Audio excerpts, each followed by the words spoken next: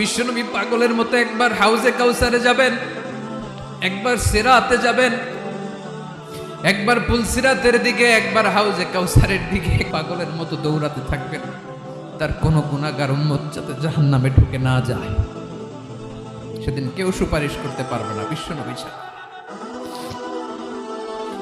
এজন্য 5 নম্বর আল্লাহ বললেন, মান যাল্লাযী ইয়াশফাউ ইনদাহু ইল্লা বিইযনিহি। কার সাহস আছে, কার এত বড় বুকের পাটা কিয়ামতের কঠিন দিন আল্লাহর সামনে দাঁড়িয়ে সুপারিশ করবে? কারো ক্ষমতা নেই, কারো ক্ষমতা নাই। বিশ্বনবী সেদিন সিজদায় পড়ে উম্মতের জন্য কাঁদবেন, সবাই কাঁদবে, নফসি নফসি, আল্লাহ আমারে বাঁচাও, আল্লাহ আমারে বাঁচাও। বিশ্বনবী বলবেন, উম্মতি উম্মতি, বিশ্বনবী আমার জন্য কাঁদবেন।